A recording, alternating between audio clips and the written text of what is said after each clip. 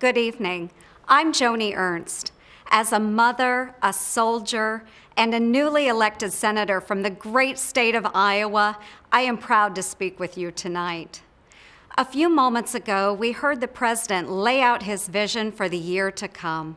Even if we may not always agree, it's important to hear different points of view in this great country. We appreciate the President sharing his. Tonight, though, rather than respond to a speech, I'd like to talk about your priorities.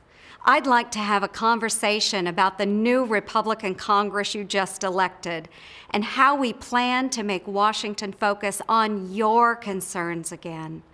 We heard the message you sent in November, loud and clear, and now we're getting to work to change the direction Washington has been taking our country.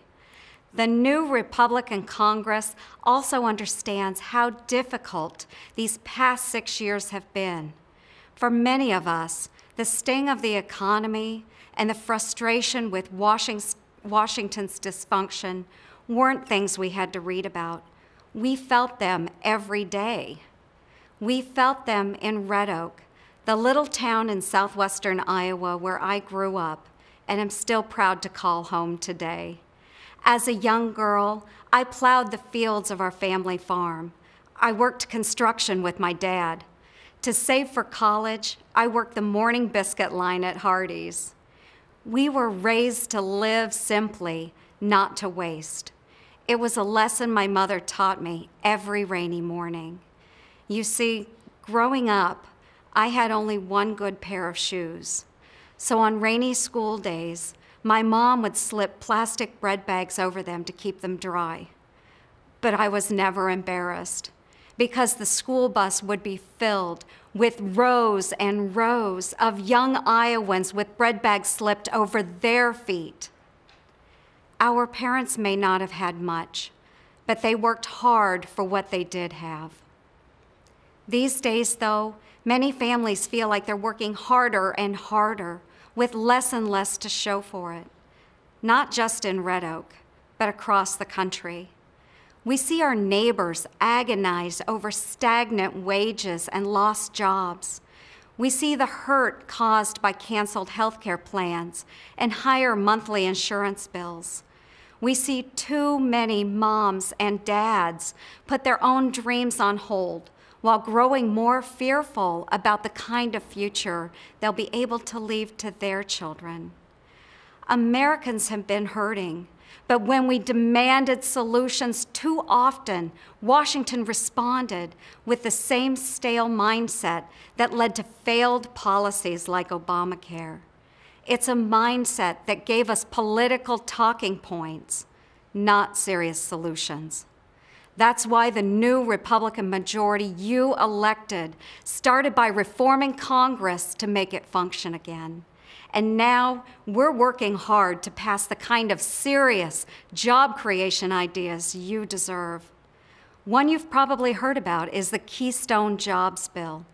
President Obama has been delaying this bipartisan infrastructure project for years, even though many members of his party, unions, and a strong majority of Americans support it. The President's own State Department has said Keystone's construction could support thousands of jobs and pump billions into our economy, and do it with minimal environmental impact.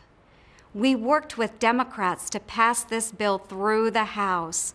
We're doing the same now in the Senate. President Obama will soon have a decision to make. Will he sign the bill or block good American jobs? There's a lot we can achieve if we work together. Let's tear down trade barriers in places like Europe and the Pacific. Let's sell more of what we make and grow in America over there so we can boost manufacturing wages and jobs right here at home. Let's simplify America's outdated and loophole-ridden tax code. Republicans think tax filing should be easier for you, not just the well-connected. So let's iron out loopholes to lower rates and create jobs, not pay for more government spending. The President has already expressed some support for these kinds of ideas.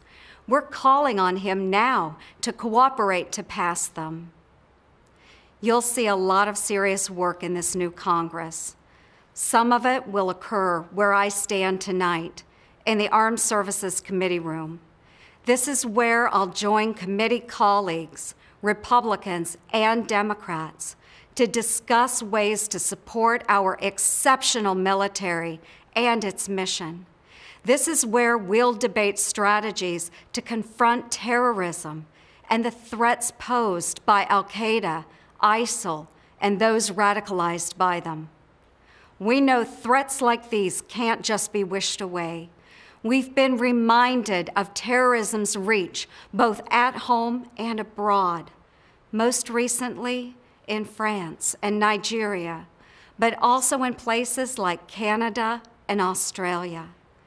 Our hearts go out to all the innocent victims of terrorism and their loved ones. We can only imagine the depth of their grief. For 2 decades, I've proudly worn our nation's uniform, today as a lieutenant colonel in the Iowa Army National Guard. While deployed overseas with some of America's finest men and women, I've seen just how dangerous these kinds of threats can be. The forces of violence and oppression don't care about the innocent. We need a comprehensive plan to defeat them. We must also honor America's veterans. These men and women have sacrificed so much in defense of our freedoms and our way of life. They deserve nothing less than the benefits they were promised and a quality of care we can all be proud of. These are important issues the new Congress plans to address. We'll also keep fighting to repeal and replace a health care law that's hurt so many hardworking families. We'll work to correct executive overreach. We'll propose ideas that aim to cut wasteful spending and balance the budget with meaningful reforms, not higher taxes like the President has proposed. We'll advance solutions to prevent the kind of cyber attacks we've seen recently. We'll work to confront Iran's nuclear ambitions. And we'll defend life because protecting our most vulnerable is an important measure of any society. Congress is back to work on your behalf, ready to make Washington focus on your concerns again. We know America faces big challenges, but history has shown there's nothing our nation and our people can't accomplish. Just look at my parents and grandparents. They had very little to call their own except the sweat on their brow and the dirt on their hands. But they worked, they sacrificed, and they dreamed big dreams for their children and grandchildren.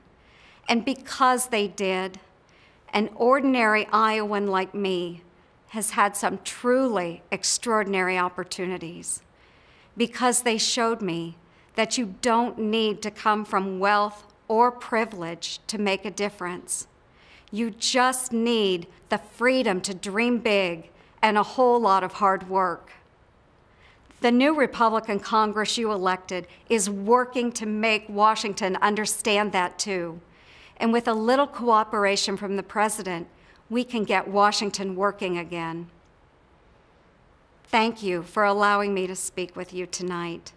May God bless this great country of ours, the brave Americans serving in uniform on our behalf, and you, the hardworking men and women who make the United States of America the greatest nation the world has ever known.